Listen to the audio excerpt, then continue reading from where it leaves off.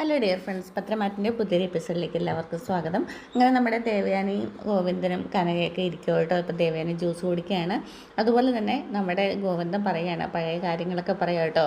ഞാനും അതുപോലെ തന്നെ കനകയും കുട്ടികളും ഒക്കെ ആയിട്ട് ഒന്ന് തിയേറ്ററിൽ പോയിരുന്നു. ആ ഒരു സമയത്ത് നമ്മുടെ കനക ഗർഭിണിയായിരുന്നു. ആ സമയത്ത് നമ്മുടെ കനകേനെ ചിലരൊക്കെ ചേർന്ന് ശല്യപ്പെടുത്തുകയുണ്ടായി. അത് വഴക്കായി, പിന്നെ കേസൊക്കെ ആയി. പിന്നീട് എന്നൊക്കെ ഇങ്ങനെ ചോദിക്കും ദേവയാനെ. അന്ന് കേസിൽ പെടുത്തിയ ആൾക്കാരൊക്കെ ഇവളെ സ്ഥിരമായിട്ട് പിന്നെ ശല്യപ്പെടുത്താൻ തുടങ്ങി. അന്ന് 2-3 മാസമായി കാണും നമ്മുടെ നന്ദുവിന് ഇവിടെ വയറ്റിലുണ്ടായിരുന്നു.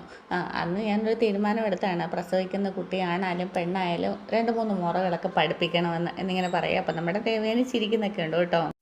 3ാമത് ജനിച്ചതും പെൺകുട്ടി, നന്ദുമോള് ജനിച്ചു. പിന്നെ കളരി പഠിപ്പിച്ചു, പിന്നെ കരാട്ടയും.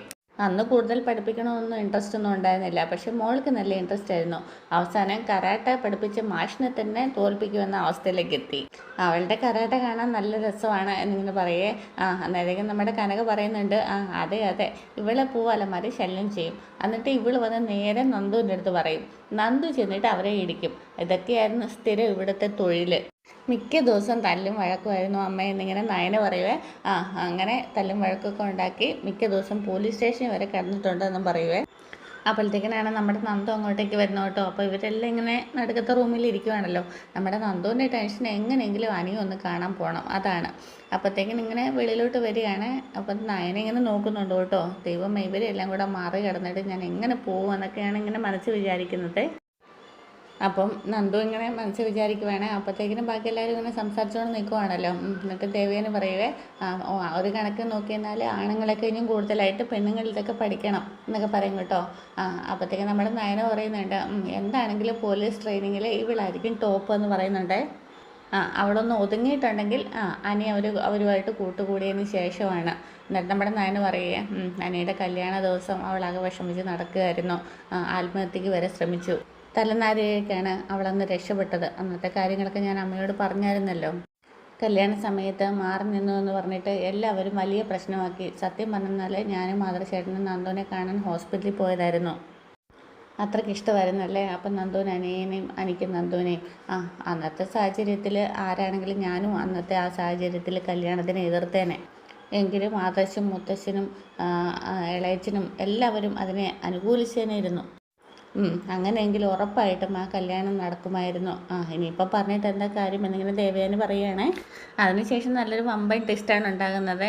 നമ്മുടെ അനി കാത്തുനിന്ന് ലാസ്റ്റ് നമ്മുടെ വീട്ടിൽ നന്ദാവനത്തിലെത്തും കേട്ടോ. നന്ദാവനത്തിലെത്തി ബൈക്ക് നിർത്തിയത് നോക്കുമ്പോൾ നമ്മുടെ ദേവയാനിയുടെ കാർ അവിടെ കിടക്കുകയാണ്. ഇത് വലിയമ്മയുടെ കാറാണല്ലോ എന്ന് പറയും കേട്ടോ. ദൈവമേ, വലിയമ്മ എന്തിനാ ഇവിടെ വന്നതെന്നൊക്കെ പറഞ്ഞിട്ട് നേരെ തന്നെ ബൈക്ക് തിരിച്ച് അറിയാത്ത പോലെ തന്നെ തിരിച്ച് വീണ്ടും ആ നിന്ന സ്ഥലത്ത് തന്നെ വന്ന് നിൽക്കുവേ. എന്നിട്ട് വന്നതും പെട്ടെന്ന് തന്നെ ഫോൺ എടുത്തിട്ട് നമ്മുടെ നന്ദുവിനെ വിളിക്കുകയാണ്. എന്നിട്ട് നന്ദു ഫോൺ എടുക്കുന്നില്ല കേട്ടോ. അവൾക്ക് എന്താ ഫോൺ എടുത്താൽ എന്നിങ്ങനെ മനസ്സിൽ വിചാരിക്കുകയാണ്. എന്നിട്ട് അതുപോലെ തന്നെ വിചാരിക്കുന്നുണ്ട്, വലിയമ്മയ്ക്ക് അടുത്ത് കാണും, അതുകൊണ്ടായിരിക്കും. എന്താണെങ്കിലും അവളെ കണ്ടിട്ട് ഞാനൊന്ന് പോകുന്നുള്ളൂ എന്ന് പറഞ്ഞ് നമ്മുടെ അനി അവിടെ നിൽക്കുവാണ് കേട്ടോ. പിന്നീട് കാണിക്കുന്നത് നമ്മുടെ ആദർശിനെയാണ് കേട്ടോ. ആദർശ് ഇങ്ങനെ ആലോചിച്ചുകൊണ്ടിരിക്കുകയാണ്. അപ്പോഴത്തേക്കിനാണ് നമ്മുടെ ജയൻ അങ്ങോട്ടേക്ക് വരുന്നത് കേട്ടോ. ജയൻ പറയാൻ വരുന്നത് നമ്മുടെ ദേവയാനിയെ പറ്റിയിട്ടാണ്. അപ്പോൾ ആദർശ്, അമ്മയെ കണ്ടായിരുന്നോ എന്ന് ചോദിക്കേ. എന്നത്തെയും പോലെ ഇന്നും അവൾ രാവിലെ അമ്പലത്തിൽ പോയതാണെന്ന് തോന്നുന്നു എന്നിങ്ങനെ ജയൻ പറയും കേട്ടോ. അപ്പം നമ്മുടെ ആദർശ് പറയുന്നുണ്ട്, അമ്മ പോയിരിക്കുന്നത് അമ്പലത്തിലേക്കൊന്നും അല്ല, ഇപ്പോൾ എല്ലാവരുടെയും കണ്ണും മൂടി കെട്ടിക്കൊണ്ട് നടക്കുകയാണ് അമ്മ. അമ്മയ്ക്ക് അങ്ങനെ അഭിനയിക്കാനൊന്നും വശമില്ലായിരുന്നു. പക്ഷേ കുറച്ച് നാളായിട്ട് അമ്മ നല്ലവണ്ണം അഭിനയിച്ചുകൊണ്ടിരിക്കുക എന്നൊക്കെ ഇങ്ങനെ ആദർശ് പറയുവേ.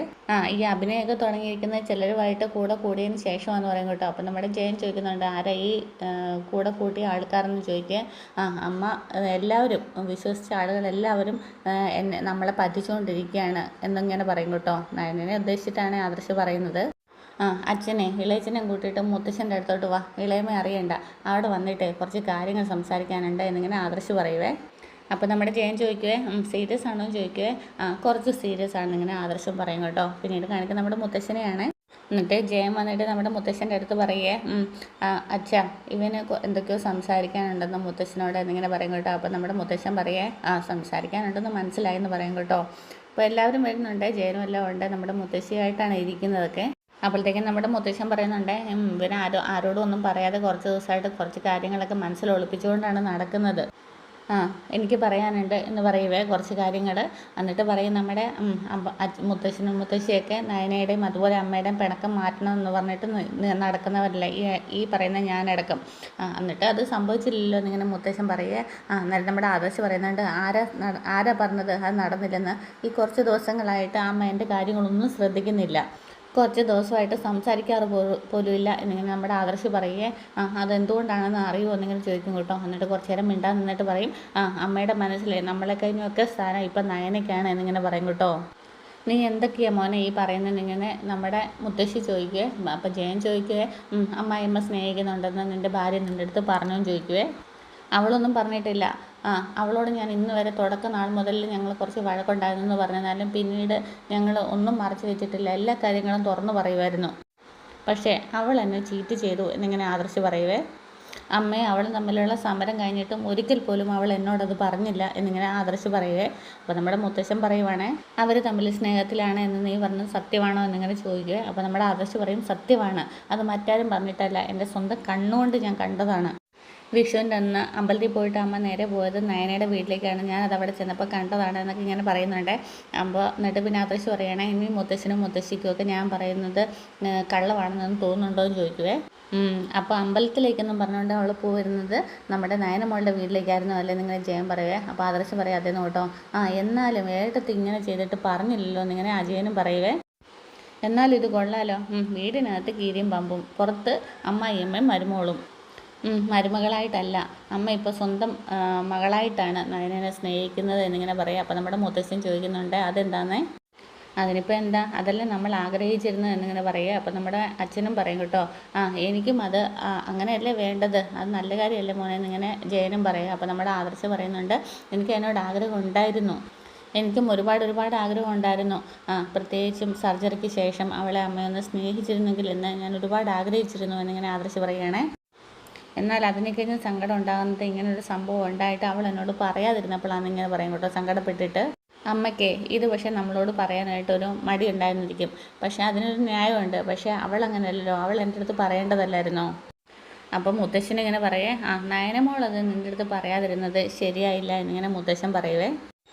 അതും ഇപ്പോഴൊന്നും അല്ല, വളരെ നാളുകൾക്ക് മുന്നേ തന്നെ അമ്മ നയനെ സ്നേഹിച്ച് തുടങ്ങിയിരുന്നു. അന്ന് അവാർഡ് ദാന ഫംഗ്ഷനൊക്കെ നടന്നില്ലേ, അതിന് മുന്നേ തന്നെ അമ്മ എല്ലാം അറിഞ്ഞിരുന്നു എന്നിങ്ങനെ പറയുവേ. അപ്പം നമ്മുടെ അജയൻ പറയാം, അതിപ്പോൾ കുറേ നാളായല്ലോ എന്നിങ്ങനെ പറയും കേട്ടോ. അതെ, കുറേ നാളായി, അമ്മ റെക്കമെൻഡ് ചെയ്തിട്ട് തന്നെയാണ് നയനയ്ക്ക് അവാർഡ് കിട്ടിയതെന്നും പറയുവാണേ. എനിക്കത് അന്നേ ഒരു ഡൗട്ട് ഉണ്ടായിരുന്നു മോനെ, നയന അവാർഡ് മേടിക്കാൻ പോകുന്നില്ലെന്ന് പറഞ്ഞപ്പോൾ അവൾ ഇവിടെ കിടന്ന് എന്തൊക്കെ പ്രശ്നങ്ങളാണ് ഉണ്ടാക്കിയത്.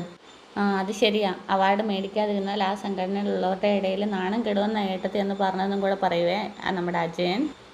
സത്യം പറഞ്ഞാൽ ആ ഫംഗ്ഷൻ നടന്നതിന് ശേഷമാണ് അമ്മായിയമ്മയും മരുമോളും ഒരു മറയില്ലാതെ സ്നേഹിച്ച് തുടങ്ങിയത് എന്നിങ്ങനെ ആദർശം പറയുവാണ് കേട്ടോ. എന്നിട്ടും എൻ്റെ ഭാര്യ എന്നോട് ഒരു വാക്ക് പോലും പറഞ്ഞില്ല എന്നിങ്ങനെ പറയേ. ഇവിടെ അച്ഛനും ഇളയച്ചനും മുത്തച്ഛനും എല്ലാവരും എൻ്റെ കൂടെ നിന്നേ പറ്റുള്ളൂ എന്നിങ്ങനെ ആദർശ് പറയുകയാണ് കേട്ടോ. ഒരു കാരണവശാലും കള്ളം പറയുന്നതിനെ പ്രോത്സാഹിപ്പിക്കാൻ പാടില്ല എന്നിങ്ങനെ ആദർശ് പറയുവേ. മുത്തശ്ശൻ തന്നെയാണ് അതിനെ പ്രോത്സാഹിപ്പിച്ചിട്ടുള്ളതെന്നും പറയും കേട്ടോ. എങ്കിലും മോനെ, ഈ കള്ള് കൊടുത്തതിന് ശേഷം ദേവയാനെ അത് അറിയിക്കാതിരിക്കാൻ വേണ്ടിയിട്ട് നമ്മൾ കുറേ കള്ളങ്ങൾ പറഞ്ഞിട്ടില്ലേ എന്നിങ്ങനെ മുത്തശ്ശൻ ചോദിക്കുവേ. അതെന്തുകൊണ്ടാണ് മുത്തശ്ശ? അങ്ങനെ പറഞ്ഞില്ലായിരുന്നെങ്കിൽ അമ്മ ഒരിക്കലും മരുമകളുടെ സഹായം സ്വീകരിക്കത്തില്ലായിരുന്നു. അത് ഭയന്നിട്ടല്ലേ നമ്മൾ സത്യം മറച്ചു വെച്ചത് എങ്ങനെ ആദർശ് പറയുവേ. അതുപോലെയാണോ ഈ കാര്യം എന്നിങ്ങനെ ആദർശ് പറയുന്നുണ്ട് കേട്ടോ. അമ്മ സ്നേഹിച്ച് തുടങ്ങിയെന്ന് നയൻ നമ്മളുടെ അടുത്ത് വന്ന് പറഞ്ഞു കഴിഞ്ഞാൽ നമ്മൾ ആരെങ്കിലും അവളെ കുറ്റപ്പെടുത്തുമോ? അവർ പരസ്പരം സ്നേഹിക്കുന്നത് ശരിയല്ല എന്ന് പറയുമോ? പിന്നെ എന്തിനാണ് ഇങ്ങനെ ഒരു നാടകം കളിച്ചത്, അതെനിക്ക് സഹിക്കാൻ പറ്റുന്നില്ല എന്നിങ്ങനെ ആദർശ് വീണ്ടും പറഞ്ഞുകൊണ്ടിരിക്കുവാണേ. എന്നാൽ പിന്നെ നീ എന്താന്ന് വെച്ചാൽ ചെയ്തോ, ഞങ്ങൾ കൂടെ ഉണ്ടാവുമെന്ന് മുത്തശ്ശനും പറയാം കേട്ടോ. അല്ലെങ്കിലും ഈ വീടും കമ്പനിയും ഒക്കെ നടത്തിക്കൊണ്ട് പോകുന്നതും തീരുമാനം എടുക്കുന്നതും നീയാണ്, അതുകൊണ്ട് നിൻ്റെ അഭിപ്രായങ്ങൾക്ക് പ്രാധാന്യം കൊടുത്തേ പറ്റൂ എന്നിങ്ങനെ മുത്തശ്ശനും പറയുവേ. അങ്ങനൊന്നും വേണ്ട മുത്തശ്ശ, ഇപ്പോഴും മുത്തശ്ശനെ കഴിഞ്ഞ് ഒരുപാട് താഴെയാണ് ഞാൻ.